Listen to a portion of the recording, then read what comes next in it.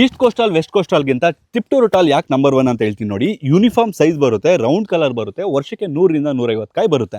So Tiptur tall ನಮ್ಮ ಕರ್ನಾಟಕದಲ್ಲೇ ಅಲ್ಲ, ಇಡೀ ತಮಿಳುನಾಡು ಮತ್ತು ಆಂಧ್ರ ಕಡೆ ಕೂಡ ತುಂಬ ಡಿಮ್ಯಾಂಡ್ ಇದೆ. ಇದು ಬಂದುಬಿಟ್ಟು ಲೇಟರ್ ಆನ್ ನಮ್ಮ ಕೋಕೋನಟ್ ಡೆವಲಪ್ಮೆಂಟ್ ಬೋರ್ಡ್ ಆಗಿರ್ಬೋದು ಅಥವಾ CP ಬೋರ್ಡ್ ಆಗಿರ್ಬೋದು, ಅವರು ಗುರುತಿಸಿರುವಂಥ ತಳಿ.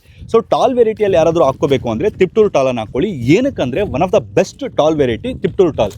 ಲೆಸ್ ಮೈಂಟೆನೆನ್ಸಲ್ಲೂ ಕೂಡ ಚೆನ್ನಾಗಿ ಬರುತ್ತೆ. ನಿಮಗೆ ಒಂದು 6ರಿಂದ 7 ವರ್ಷ ಆಗುತ್ತೆ ಕಾಯಿ ಬಿಡೋದು. ನಿಮ್ಗೊಂದು 5 ವರ್ಷ ಕೊಂಬಳೆ ಹೊಡೆದ್ರು ಕೂಡ ಅದು ಕಾಯಿ ನಿಲ್ಲೋದಕ್ಕೆ ಒಂದು 6 ವರ್ಷ ಅಂತ ಅನ್ಕೊಳ್ಳಿ ಆನ್ ಆವ್ರೇಜ್.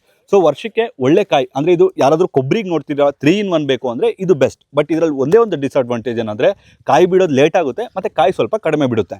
ಸೊ ಹಾಗಿದ್ರೆ ಕಾಯಿ ಬೇಗ ಬಿಡಬೇಕು, 2 in 1 ಮತ್ತು 3 in 1 ಎರಡೂ ಬೇಕು ಅಂದರೆ ನೀವು ಹೋಗಬೇಕಾಗಿರೋದು ಹೈಬ್ರಿಡ್ ಮತ್ತು ಡ್ವಾರ್ಫ್ ವೆರೈಟಿಗಳು. ಸೊ ಹಾಗಿದ್ರೆ ಡ್ವಾರ್ಫ್ ವೆರೈಟಿ ಬಗ್ಗೆ ತಿಳ್ಕೊಳ್ಳೋಣ. ಸೊ ಡ್ವಾರ್ಫ್ ವೆರೈಟೀಸಲ್ಲಿ 2 ಬರುತ್ತೆ, ಒಂದು ಗಂಗಾಮಂಡಮ್, ಮಲೇಷಿಯನ್ ಡ್ವಾರ್ಫ್ ಮತ್ತು ಚೌಗಡ್. ಸೊ ಇದು ಯಾವ್ದು ಬೆಸ್ಟು, ಏನು ಬೆಸ್ಟು ಅಂತ ಬಿಟ್ಟು ನೆಕ್ಸ್ಟ್ ವೀಡಿಯೋದಲ್ಲಿ ಹೇಳ್ತೀನಿ. ಸೊ ಈ ವಿಡಿಯೋ ಇಷ್ಟ ಆದರೆ ಈ ವಿಡಿಯೋನ ಫಾಲೋ ಮಾಡಿ. ತಿಪ್ಟೂರು ಟಾಲ್ ಯಾರಾದ್ರೂ ಗಿಡ ಬೇಕಿತ್ತು ಅಂದರೆ ಕೆಳಗಡೆ ಕಾಣ್ತಿರುವಂಥ ಕಾಂಟ್ಯಾಕ್ಟ್ ನಂಬರ್ಗೆ ಕಾಂಟ್ಯಾಕ್ಟ್ ಮಾಡಿ. ಆದರೆ ತಿಪ್ಟೂರು ಟಾಲ್ ಒಂದೇ ಒಂದು ನೆಗೆಟಿವ್ ಏನಪ್ಪ ಅಂದರೆ ಟಾಲ್ ವೆರೈಟೀಸ್ ಬಂದುಬಿಟ್ಟು ಮೇಲು ಮತ್ತು ಫೀಮೇಲ್ ಫ್ಲವರ್ಸು ಬೇರೆ ಬೇರೆ ಟೈಮಲ್ಲಿ ಓಪನ್ ಆಗುತ್ತೆ. ಸೊ ಕ್ರಾಸ್ ಪಾಲಿನೇಷನ್ ಆಗಿರುತ್ತೆ. ಅಕ್ಕಪಕ್ಕದಲ್ಲಿರುವಂಥ ಗಿಡಗಳು, ಇವಾಗ ಎಕ್ಸಾಂಪಲ್ ಈ ಗಿಡ ಚೆನ್ನಾಗಿ ಬಿಡ್ತಿದೆ, ಇದ್ರ ತಾಯಿಗೆ 40 ವರ್ಷ ಆಗಿರೋದನ್ನ ನೋಡ್ಬಿಟ್ಟು ಸೆಲೆಕ್ಟ್ ಮಾಡ್ಕೋಬೇಕಾಗುತ್ತೆ.